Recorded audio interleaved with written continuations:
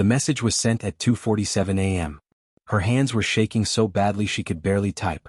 I can't do this anymore. He hurt me again tonight. I need help.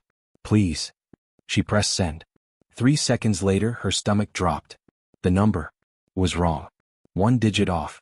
Her breath caught in her throat as she stared at the screen, watching the message sit there in the silence of a stranger's phone.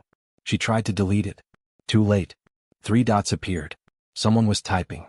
Her heart pounded against her ribs. The response came through. You should not have sent this to me. She felt the blood drain from her body. The dots appeared again. Then stopped. Then appeared again. But now that you have, tell me everything. She stared at the words. The room was silent except for the sound of her husband's breathing in the next room. Her thumb hovered over the screen. She didn't know who this person was. She didn't know what would happen if she replied. But something in those words felt different. Not pity. Not sympathy. Something colder.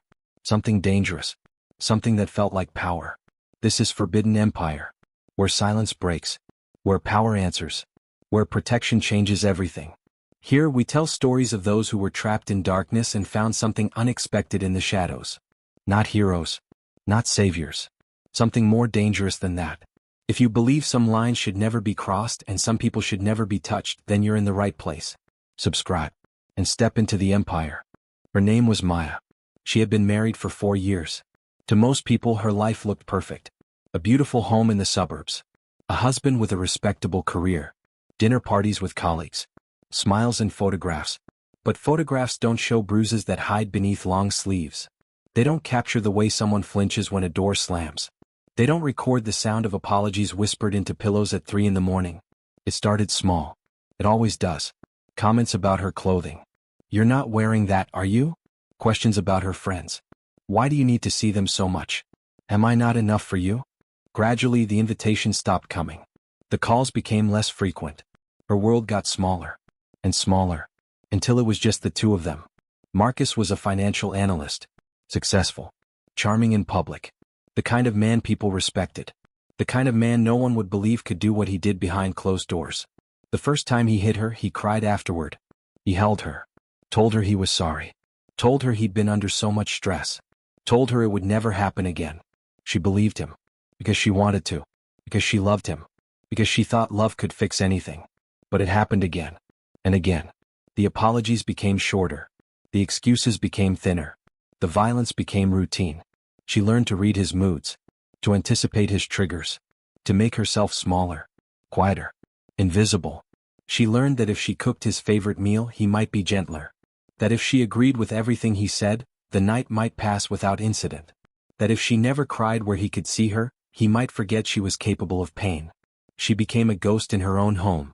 Her family lived 3 states away. Her mother called every Sunday. How are you, baby? I'm fine, Mom. Everything's fine. The lies came easily now. Her best friend from college, Jasmine, still texted occasionally. But Maya had stopped responding months ago. It was easier that way. Easier than explaining. Easier than admitting what her life had become.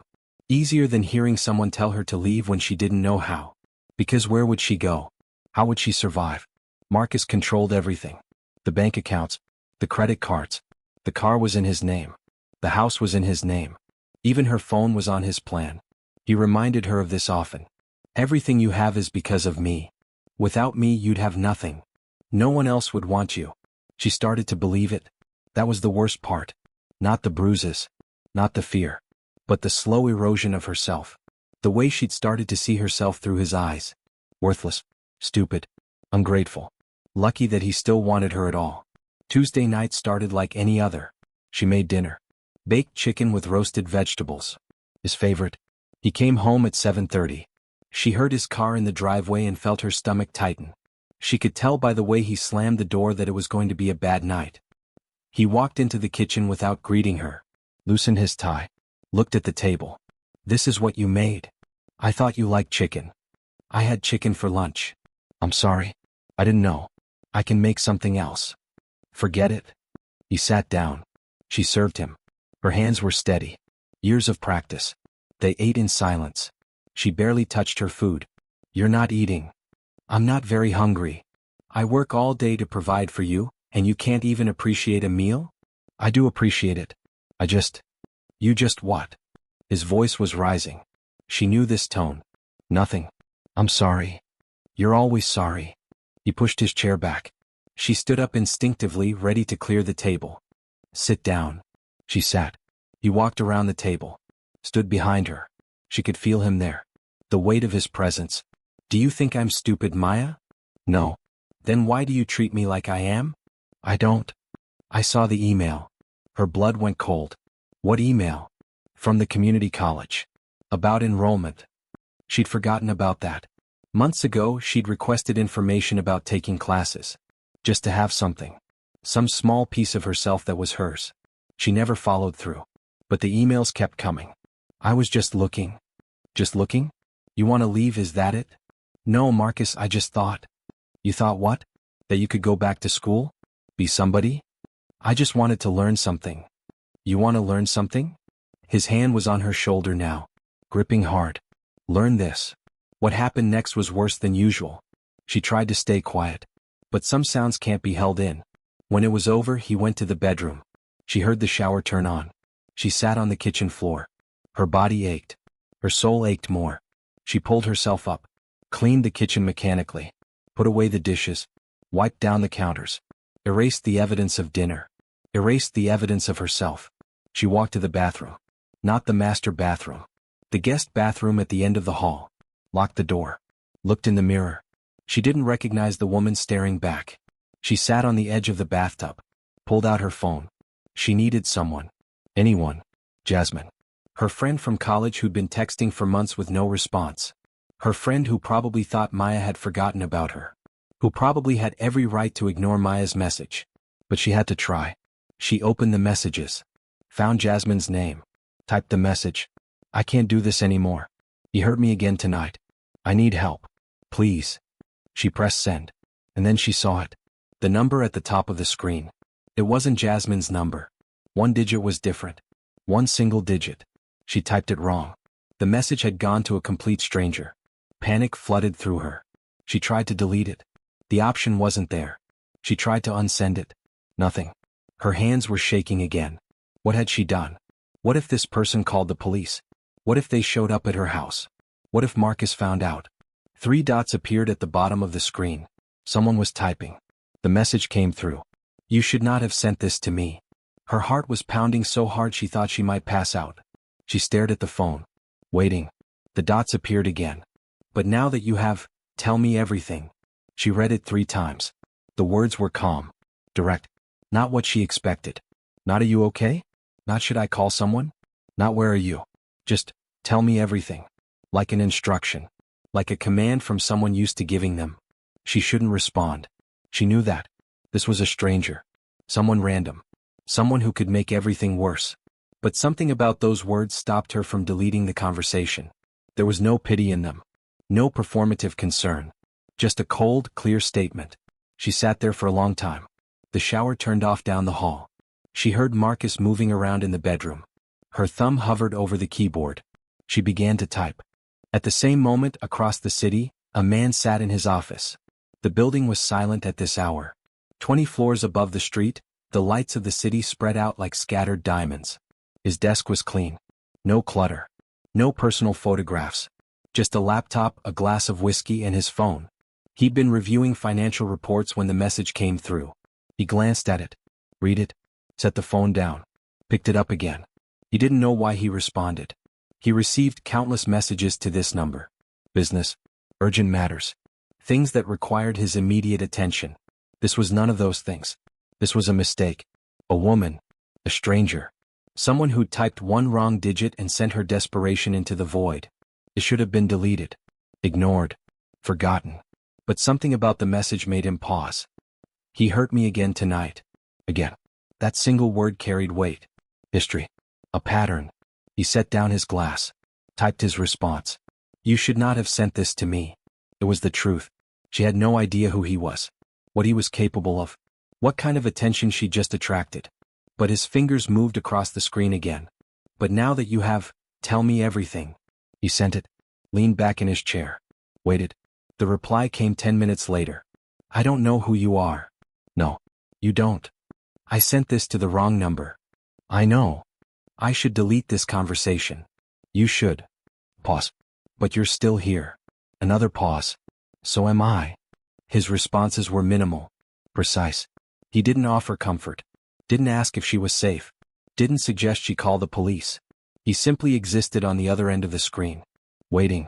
She began to type again. His name is Marcus. My husband. We've been married 4 years. Go on.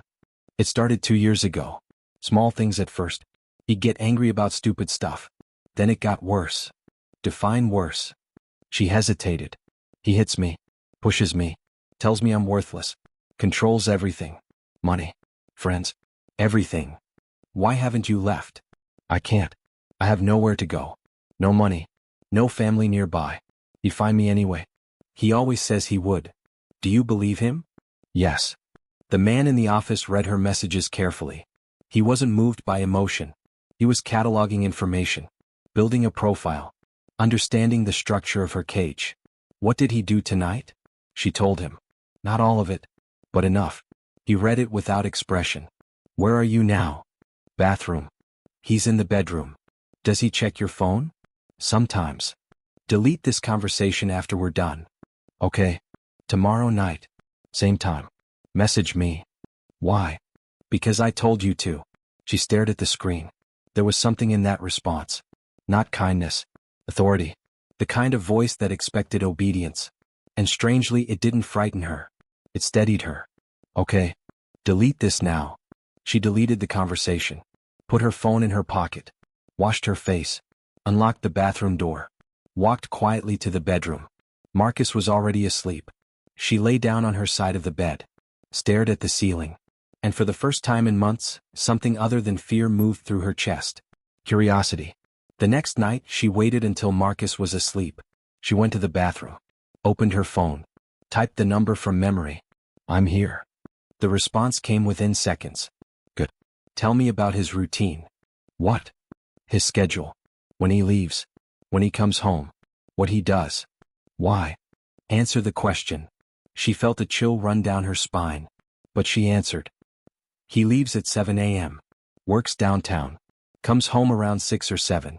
Sometimes later if he has drinks with colleagues. Where does he work? She told him. The company name. The address. Does he have enemies? I don't know. Maybe. He complains about people at work sometimes. Names? She listed them. The ones she remembered. Does he drink? Yes. Mostly on weekends. Sometimes during the week. Drugs? No. Gambling? No. Other women? She paused. I don't know. Maybe. I've wondered. Does he hit you where it shows? No. He's careful. Smart. That word felt wrong.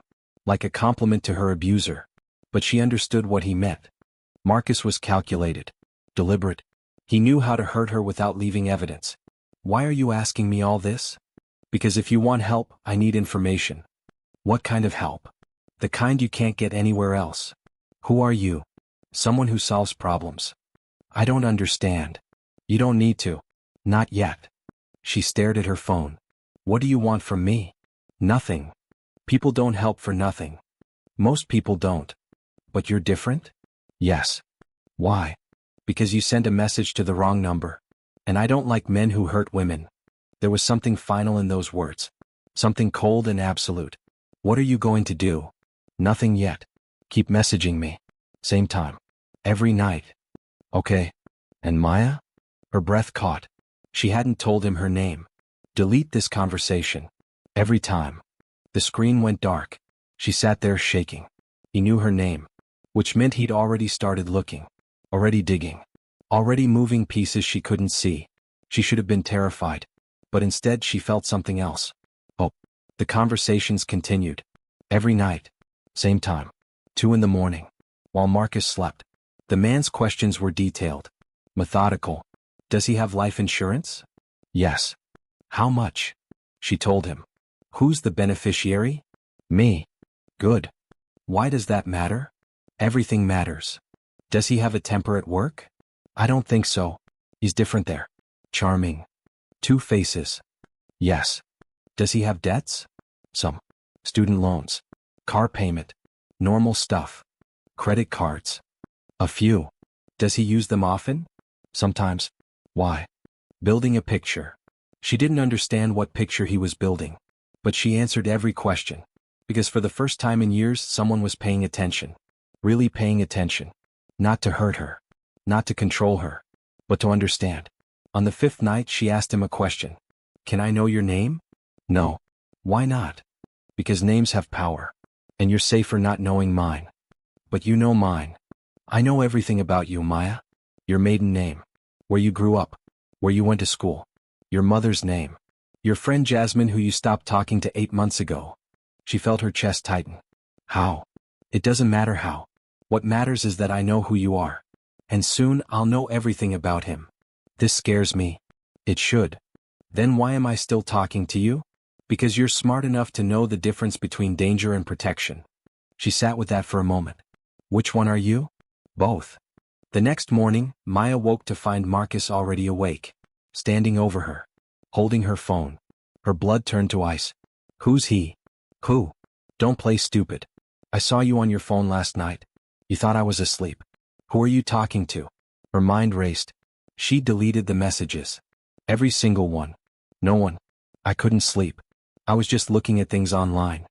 Liar. He threw the phone at her. It hit her shoulder. I checked the phone records online. You've been texting the same number every night for a week. Who is it? She couldn't breathe. It's a crisis line. He stared at her. A crisis line. Yes. You're talking to a crisis line. I've been sad. Stressed. I just needed someone to talk to. She watched his expression. Waiting. He laughed. It was a cruel sound. You're pathetic. I know. What do you tell them? That your husband is mean to you? No. I talk about general stuff. Feelings.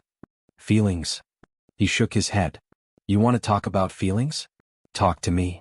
You're right. I'm sorry. Delete the number. Okay. Do it now. She picked up the phone. Opened her contacts. She didn't have the number saved.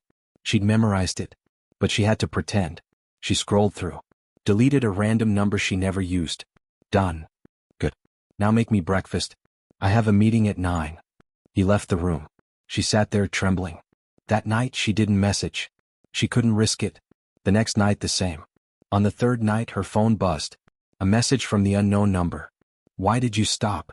She stared at it. Typed quickly. He saw me. He checked phone records. I can't risk it anymore. Does he know who I am? No. I told him it was a crisis line. Clever. I'm scared. Don't be. He's watching me more closely now. Then we'll be more careful. How? Get a burner phone.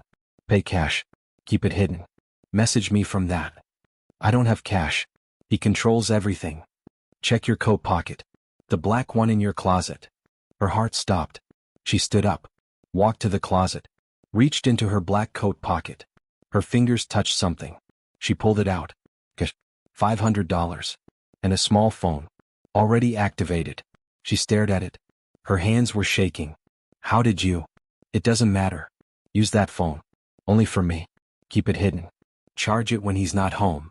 How did you get into my house? I didn't. Then how? I have people. They're very good at being invisible. She felt like the walls were closing in. I don't understand what's happening. You don't need to.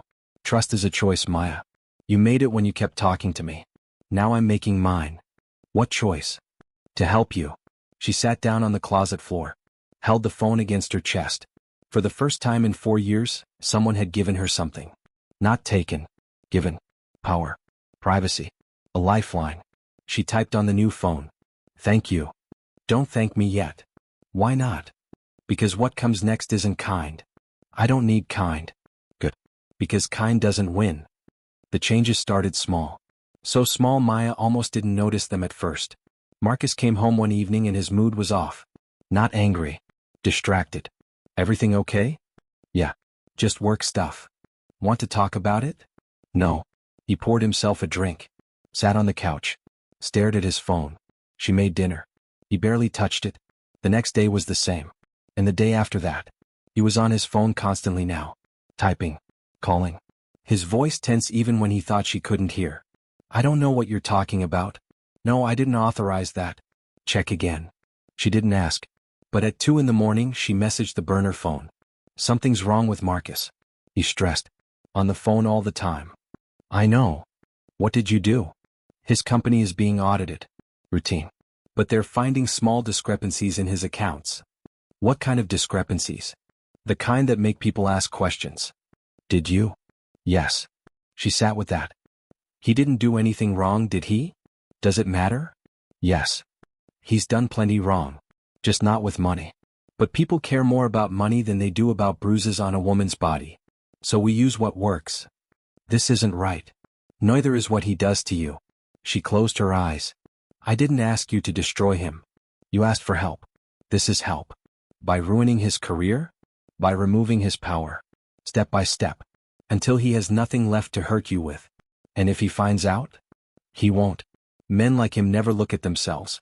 They always blame others. It was true. Marcus was already doing that. Blaming his assistant. Blaming the accounting department.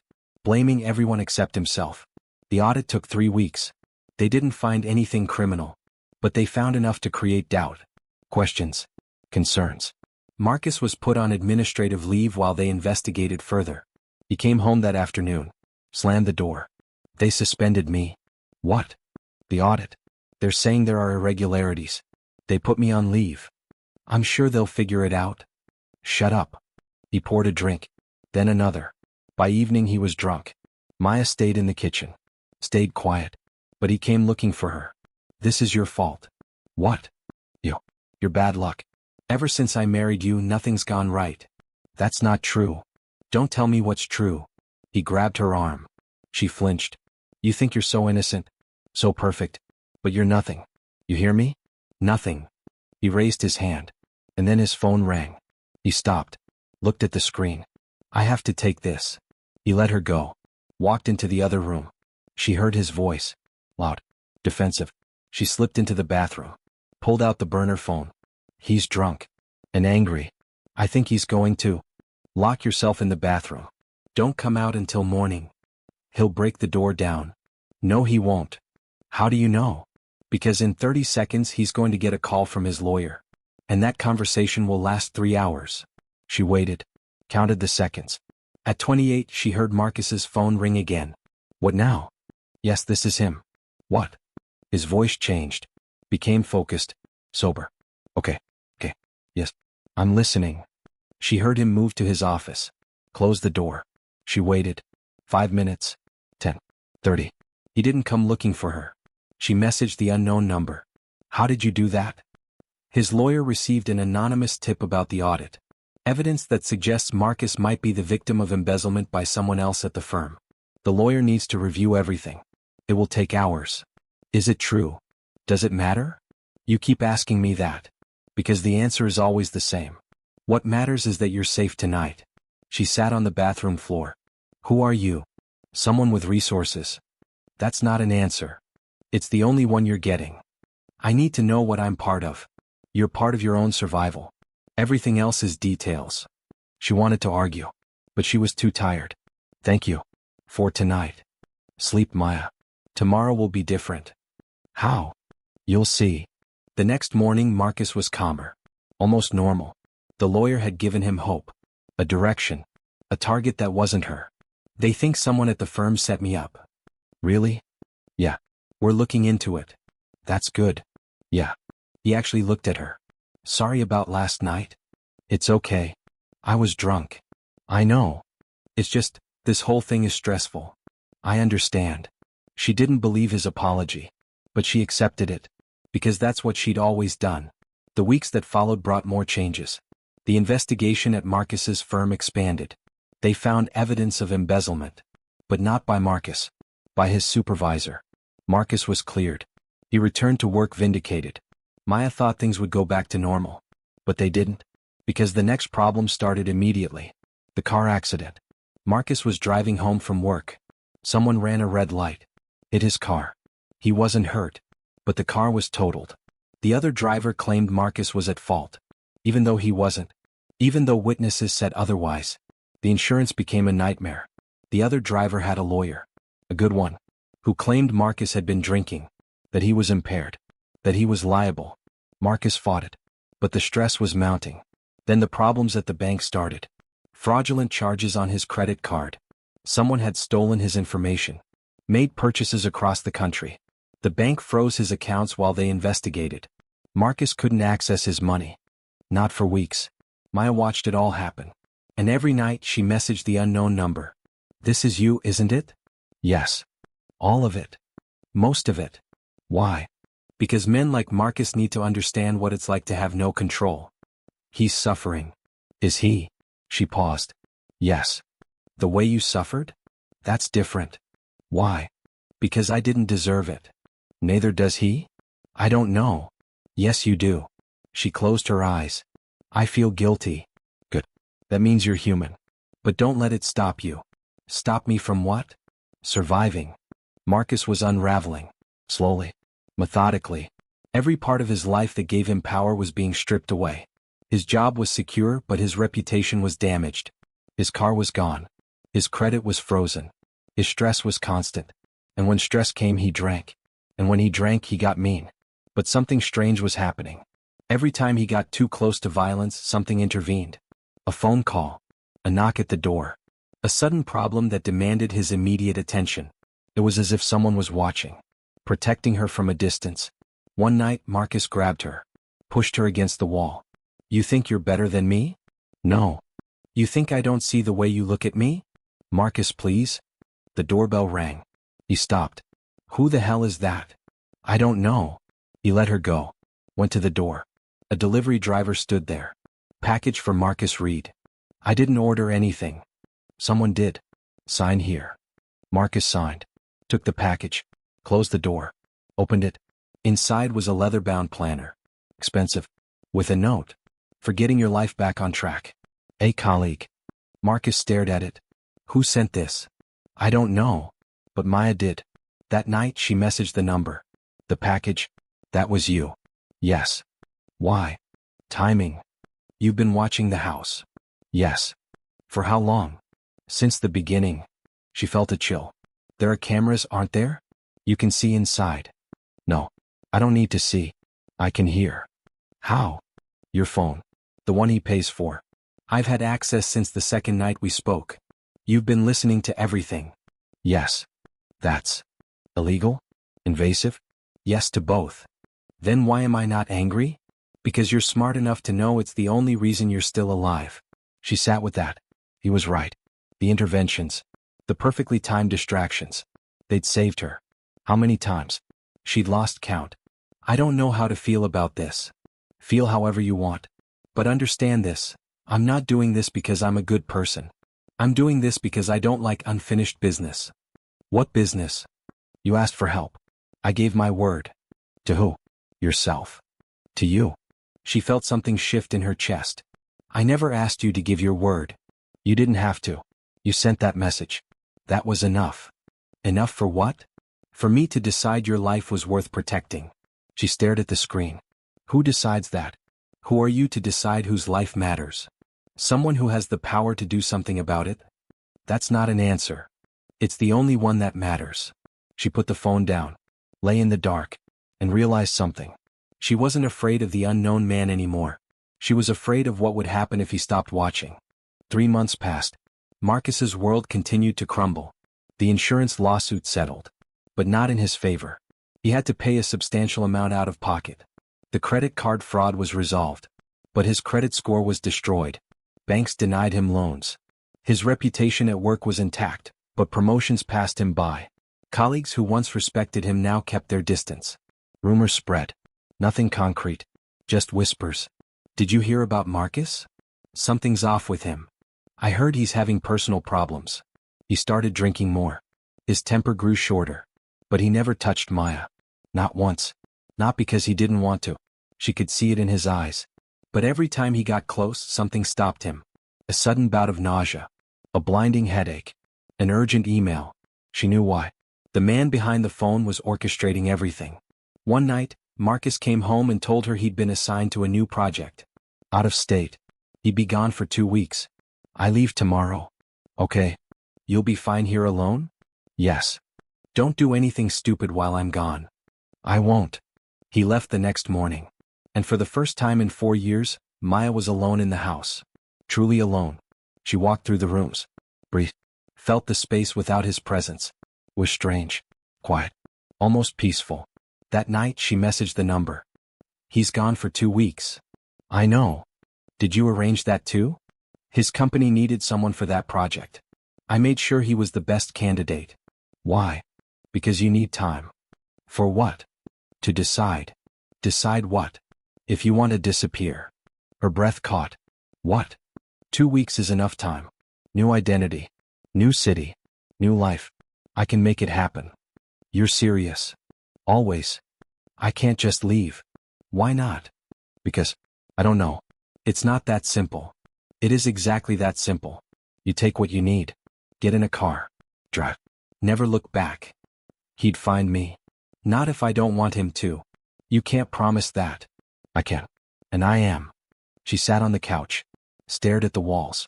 The house she'd lived in for 4 years. The cage she'd built around herself. Why are you offering me this?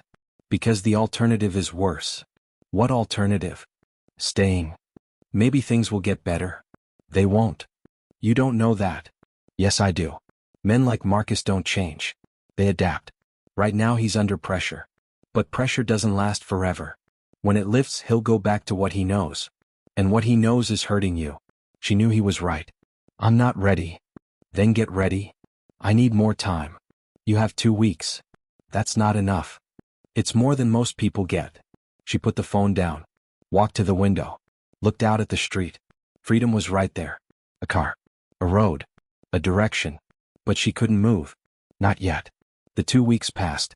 Maya spent them thinking. Planning. Imagining. She researched cities. Jobs. Possibilities. She opened a secret email account. Started saving documents. Her birth certificate. Her social security card. Passwords.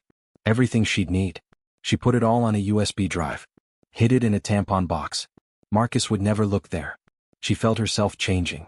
Waking up. The fog that had surrounded her for years was lifting. She wasn't the same woman who'd sent that accidental text. She was harder now. Smarter. Ready. Marcus came home on a Sunday afternoon. He looked tired. Worn down. The project had been difficult. How was it? Hell. But it's done. Good. He looked around the house. You cleaned? Yes. Looks nice. Thank you. He walked past her. Went to the bedroom. She heard him on the phone. His voice was tense again. Over the next few days, Maya noticed Marcus was different. Paranoid. He checked his phone constantly. Looked over his shoulder. Asked her strange questions. Have you noticed anyone following us? No. Why? I don't know. Just a feeling. You're probably just stressed. Maybe. But he wasn't imagining it. Someone was following him. Or at least he thought someone was. Every time he looked, there was a car behind him. Different cars. Different drivers. But always there. At the grocery store he saw the same person twice. Different aisles. Different times. Coincidence? Probably. But maybe not. He started drinking more. Sleeping less. His paranoia grew. One night he woke Maya up. Did you hear that? What? Outside. A noise. I didn't hear anything. Listen. They sat in silence. Nothing. There's no one there, Marcus. I heard something. You're tired? Come back to bed. Something's wrong. Nothing's wrong. Someone's watching me. I know it. Why would anyone watch you? I don't know. But I can feel it. She said nothing. Because he was right. Someone was watching. And that someone was very good at making Marcus feel it. The psychological pressure continued. Anonymous emails. Wrong number calls. Strange packages delivered to his office. Nothing threatening. Just off. Enough to make him question reality. To make him wonder if he was losing his mind. His work performance suffered. Colleagues noticed. Marcus, are you okay? Yeah. Fine. You seem distracted. I said I'm fine. But he wasn't. And everyone could tell. Then came the final blow. The lawsuit. A former colleague filed a complaint against him. Harassment. Hostile work environment. Creating an unsafe workplace. Marcus was blindsided. This is insane. I never did any of that. But there were witnesses. People who suddenly remembered incidents. Emails that corroborated the story. Evidence that painted Marcus as a bully. Aggressive. Threatening. Exactly what he was at home. But now it was following him to work. The company launched an investigation. Marcus was put on administrative leave again.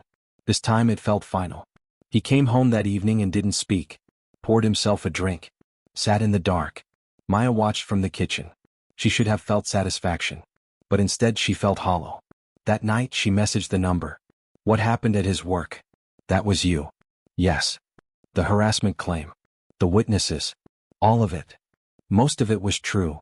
Most? He's been a bully at work for years. People were afraid to speak up. I gave them courage. And evidence. By manufacturing some of it. By revealing what was already there. That's not the same thing. Isn't it? She closed her eyes.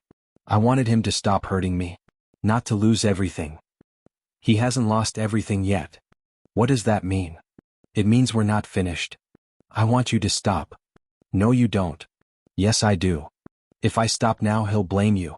He'll realize someone's been targeting him, and you're the only person close enough to know his vulnerabilities. He'll put it together. She felt her stomach drop. You're saying? I'm saying we finish this. Or you become his target. I don't want him destroyed. Too late. Please. He made a choice every time he raised his hand to you. Now he lives with the consequences. This isn't justice. It's revenge. Justice is revenge in a better suit. She wanted to argue. But she couldn't. Because part of her agreed with him. Part of her wanted to watch Marcus fall. Wanted him to feel helpless. Powerless. Trapped. The way she'd felt for years. The company's investigation concluded. Marcus was terminated. The evidence was overwhelming. Multiple complaints. Documented patterns of behavior. Witnesses willing to testify. He had no defense. No recourse. He came home with a box of his belongings. Set it on the kitchen table. Stood there. Silent. Maya didn't know what to say. I'm sorry. He looked at her. Are you? Yes. I don't believe you. Marcus. Everything's falling apart. My career. My reputation. Everything. And you just stand there. What do you want me to do? I want you to care. I do care. No, you don't. I can see it in your eyes. You're glad this is happening. That's not true. Isn't it? He stepped closer. She backed away. For 4 years I've given you everything. A home. Security. And this is how you repay me. I haven't done anything. You're lying. His hand shot out. Grabbed her arm. Tell me the truth. I am. Tell me. The doorbell rang. Marcus froze. Don't answer it. The doorbell rang again. I have to. She pulled away. Walked to the door. Opened it. 2 police officers stood on the porch. Mrs. Reed? Yes. We're here about a disturbance report. I'm sorry? Someone called about raised voices. Possible domestic disturbance. She glanced back at Marcus. He was standing in the hallway. Watching. We're fine. Just a disagreement. May we come in? I don't think. Mrs. Reed, we need to make sure everyone's safe. She stepped aside. They entered. Looked at Marcus. Sir, have you been drinking? That's none of your business. Sir, I need you to calm down. I am calm. Have you laid hands on your wife tonight? No. The officer looked at Maya. Ma'am? She hesitated. Marcus stared at her. No. He hasn't. Are you sure? Yes. The officers looked at each other. All right. But we'll be filing a report. If we're called back here, we'll take action. Understood. They left. Marcus closed the door. Turned to Maya. Who called them? I don't know. Someone's doing this. Someone's targeting me. Marcus. This isn't random. Someone wants to destroy me. You're being paranoid. Am I? He walked away. Into his office. Slammed the door. Maya stood there. Shaking. Later that night she messaged the phone. You called the police? Yes. Why? Because he was about to hit you. And this time I wanted witnesses. They didn't see anything. But now there's a report. A record. Next time the evidence builds. I told them he didn't touch me. I know. But they saw your fear. That's enough.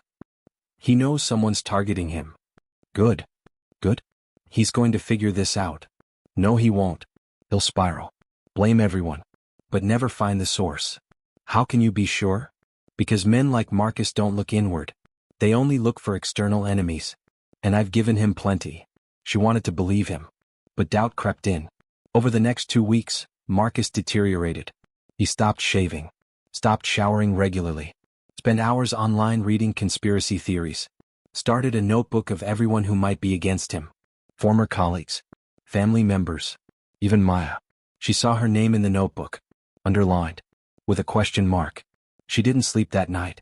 The next morning, Marcus announced he was going to visit his brother in another state. I need to get away. Clear my head. Okay. I'll be gone a week. Maybe longer. All right. He packed a bag. Barely looked at her. Don't do anything while I'm gone. I won't. He left. And Maya knew. This was it. Her window. She messaged the number. He's gone. I know. You knew he'd leave. Yes. How? Because I suggested it. What? His brother didn't invite him. I did. Through a fake email. You're unbelievable. Yes. Now pack. What? Pack your things. You have 48 hours before he realizes the email was fake. By then you need to be gone. I can't. Yes, you can. This is what you've been waiting for. I'm scared. Good. Fear makes you careful. Now move. She sat there, staring at the phone. This was real. This was happening. She stood up, went to the bedroom, pulled out a suitcase, started packing. Clothes, documents, money from the hidden stash, the burner phone, everything she needed. She moved through the house like a ghost, taking what was hers, leaving everything else. When she was done, she stood in the living room, looked at the space she'd called home. It had never been home, just a place she existed. She walked out, locked the door, put the key under the mat, got in her car, turned on the engine, and drove. Maya drove north. No specific destination, just away. She stopped at a motel 6 hours later, paid cash, used a fake name, sat on the bed, stared at the burner phone. I'm out. Good. Keep driving tomorrow. I'll send you an address. Where? Somewhere safe. For how long? As long as you need. She slept. For the first time in years, she slept deeply. The next morning, a message was waiting. An address. A city she'd never been to. 7 hours away. She drove. Stopped for food. For gas. Kept moving. The city was smaller than she expected. Quieter. The address led her to an apartment building. Nice. Not luxury but comfortable. She parked. Grabbed her suitcase. Walked to the entrance. The door was unlocked. She took the elevator to the 3rd floor. Apartment 3C. She knocked. No answer. She tried the handle. Unlocked. She stepped inside. The apartment was furnished. Clean. Impersonal. A note sat on the kitchen counter. This is yours for as long as you need it. Rent is paid. Utilities are covered. There's a phone in the drawer. Use it if you need anything. JK. She picked up the note. Read it 3 times. JK. Initials. Not a name, but something. She set down her suitcase. Walked through the apartment. 1 bedroom. 1 bathroom. A small kitchen. A living room with a view of the street. It was perfect. She sat on the couch. Pulled out the burner phone. I'm here. Good. Thank you. Don't thank me yet. Why not? Because you still have work to do. What work? Healing. Building a new life. Becoming who you were before him. I don't remember who that was. Then become someone new. She smiled. For the first time in years. Who are you? Really? Does it matter? Yes. Why? Because I want to know who saved me. I didn't save you. You saved yourself. I just removed obstacles. That's not true. Isn't it? You're the one who left. You're the one who chose survival. I just made it possible. I want to meet you. Silence. That's not a good idea. Why not? Because knowing who I am changes things. How? It creates obligations, expectations, connections that are safer left unmade. I don't care. You should. I want to meet you. More silence. Then. 1 meeting. That's all. When? Tonight. There's a restaurant 2 blocks from your apartment. Han's Kitchen. Be there at 8. How will I know you? You won't need to. The line went dark. Maya spent the afternoon settling in, unpacking, showering, trying to calm her nerves. At 7:30 she left the apartment, walked the 2 blocks, found the restaurant. It was small, elegant, Korean food. She walked in. A hostess greeted her. Do you have a reservation? I'm meeting someone. I'm not sure under what name. Are you Maya? Yes. Follow me. The hostess led her through the restaurant, to a private room in the back. She opened the door. He'll be with you shortly. Maya stepped inside. The room was quiet. A single table. 2 chairs. Soft lighting. She sat down. Waited. 5 minutes passed. 10. Then the door opened. A man stepped inside. He was tall. Dressed in a dark suit. Simple. Expensive. He moved with precision. Controlled. Deliberate. He sat down across from her. Didn't speak immediately. Just looked at her. His eyes were dark. Calm. Assessing. You're younger than I expected. His voice was quiet. Controlled. Accented. So are you. He smiled slightly. Names are dangerous. But you can call me Jean. Is that your real name? Does it matter? You ask that a lot. Because the answer is usually no. She studied him. He didn't look like what she'd imagined. No scars. No visible danger. Just a man. But there was something in the way he held himself. The way he watched her. Like a predator at rest. Why did you help me? I told you. I don't like men who hurt women. That's not enough of a reason. It is for me. Who are you? Someone who solves problems. That's not an answer. It's the only one you need. She leaned forward. I think I deserve more than that. Why? Because you've been in my life for months. You've destroyed my husband. Given me a new home. You've protected me. I deserve to know who you are. He was quiet for a moment. I run an organization. What kind of organization? The kind that operates outside the law. Her breath caught. You're a criminal. I prefer the term entrepreneur. That's not funny. It wasn't meant to be. She sat back. So you're telling me the Korean Mafia saved me? Mafia is a Western term. But essentially yes. Why? Because you asked for help.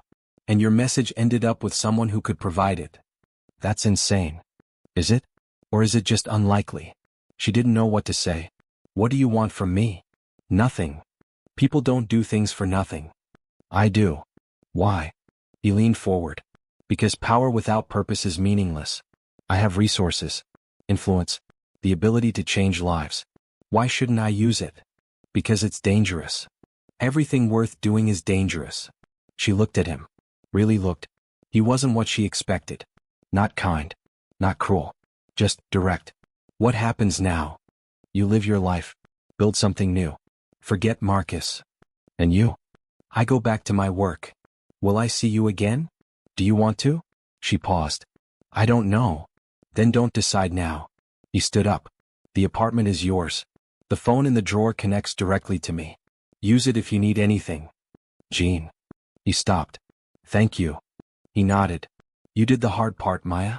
You survived. Everything else is just logistics. He walked to the door. Paused. One more thing. What? Marcus won't come looking for you. I've made sure of that. How? He believes you're dead. Her heart stopped. What? A car accident. 2 days after you left. Witnesses. A body. Badly burned. Dental records matched yours. How is that possible? Because I made it possible. You faked my death. Yes. Without asking me. Would you have agreed? She didn't answer. He's grieving now. Blaming himself. It will eat him alive. But he'll never know you're out here. Living. Free. That's cruel? Yes. But effective. He opened the door. Goodbye, Maya. Wait. He turned. Will you check on me? Make sure I'm okay? I already am. How? The same way I've been watching since the beginning. You're under my protection now. That doesn't end because you moved. For how long? As long as necessary. And if I don't want that? Then tell me. And I'll disappear. She looked at him. I'm not ready to decide that either. Then don't. He walked out. The door closed behind him. Maya sat there. Alone. But not afraid. For the first time in years she felt something other than fear. She felt powerful. Because she'd survived.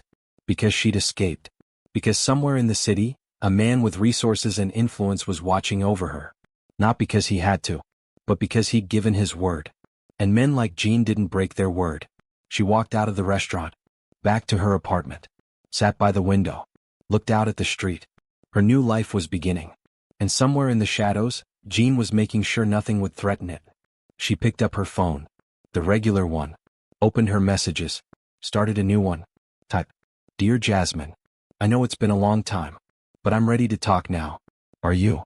She pressed send and smiled, because silence had broken, power had answered, and protection had changed everything. This is Forbidden Empire, where the powerless find power, where the hunted become protected, where one wrong number changes everything. If you believe some people deserve a second chance and some deserve to fall, then you're exactly where you need to be. Subscribe and step deeper into the empire, because this is just the beginning.